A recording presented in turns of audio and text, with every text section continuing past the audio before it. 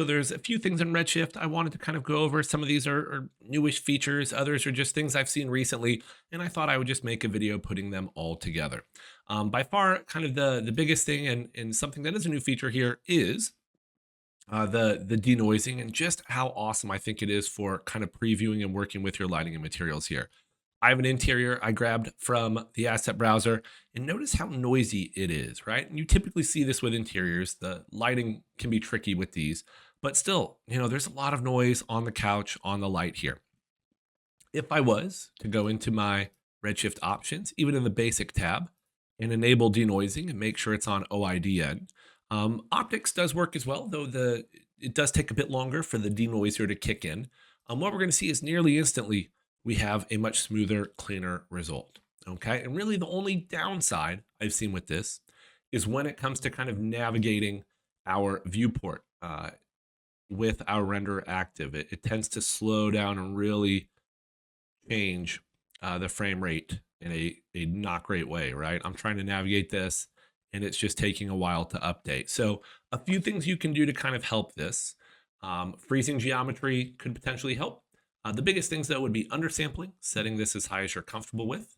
So something like 3 is going to down res it as I orbit and move around, and then adjusting the resolution as high or low as you're comfortable with. Even going something like 50% here is going to be plenty high.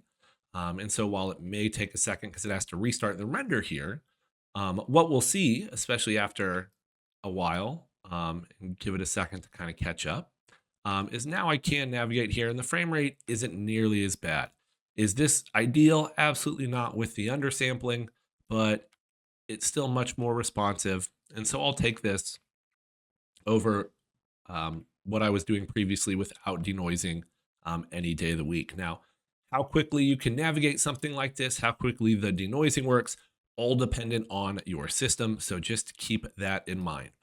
Another thing I wanted to point out is if you have a complex material like the fabric on this couch here, which is maybe a little bit complex, but nothing too crazy, we now have the option to specify a different material for our viewport. So you just come over here and do standard material, connect this, and let's just get a blue color for this, just to kind of approximate our textures. We can connect this to the viewport, and there we go. Probably would get rid of the reflection, increase the roughness, whatever. That's not the point, but now I have a separate, simpler material being shown in my viewport, and this could perhaps speed up our ability to navigate, play things back, and just make Cinema 4D's life a bit easier as we're going through and working in our scene. So I thought that was kind of interesting. Another thing that's interesting is, let's say I had like, I don't know, a light bulb material I wanted to put in there. Something property I frequently use is this emission color. All right, it's kind of the one property I wish was exposed here. And so before, what I would do would say take, I don't know, a color, a ramp, a noise, an image. And if I wanted to connect this to a node that I didn't see here, like that emission color, I would drag a connection to that left-hand side.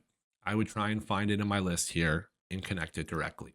And while there's nothing wrong with that, I did see, I believe this was during a Noseman live stream he did recently, is you can control left click on these circles to expose a property right away. So control left click exposes it. You can right click and remove it if you don't want to see it anymore. But that, I thought, was super convenient for connecting a property, especially, I'm already down here because I just adjusted the emission weight.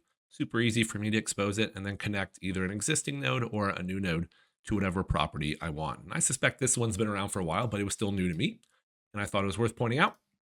The other thing I wanted to show is actually, well, would have been nice to use a template, but we'll make it work here, is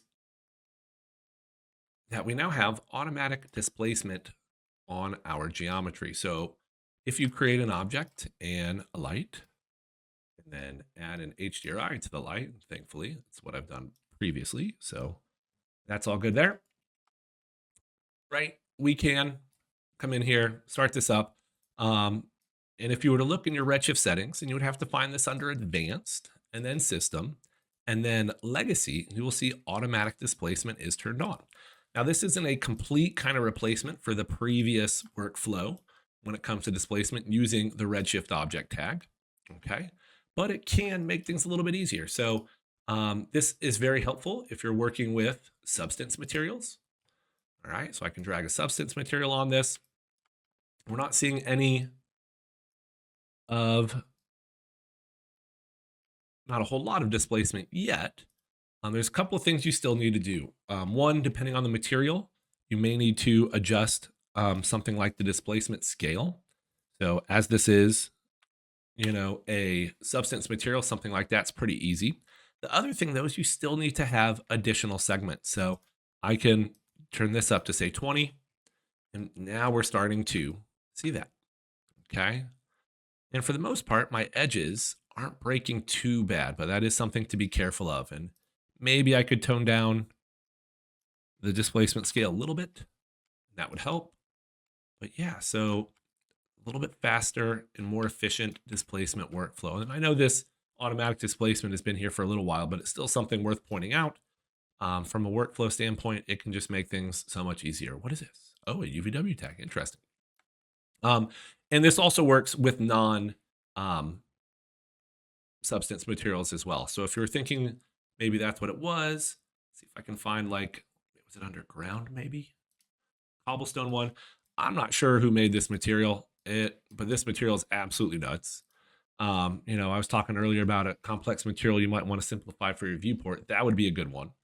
And so, yeah, you can kind of see here we have some displacement. I would probably come into this material and begrudgingly try and find some things to adjust here, like our displacement. So there's our displacement blender. So, this is not fun. And actually, probably before I would do any of this, I would try increasing the segments a bit more on my cube. So I can go beyond the 20 here, maybe something like 100. This may take a second for Cinema 4D Redshift to kind of update, but giving this more segments, as you can see, does help with the geometry here. And I'm not sure if that's a substance thing or just with this particular texture. I'm not sure this is perfect yet or how good it is. One of the things I do know, one of the properties that's exposed if you just click on this particular material is a triplanar. And so that can certainly help, although that appears to be like some weird ghosting. Maybe this isn't the best material to work with. Let's try maybe a different one. Trying to find something though that would have a lot of depth to it.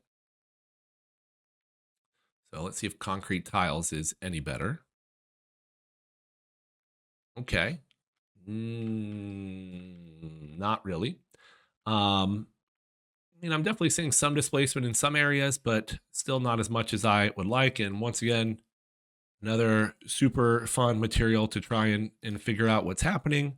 But yeah, you could work with our displacement scale here if we wanted to push this a bit further. Oh, interesting. I made it less.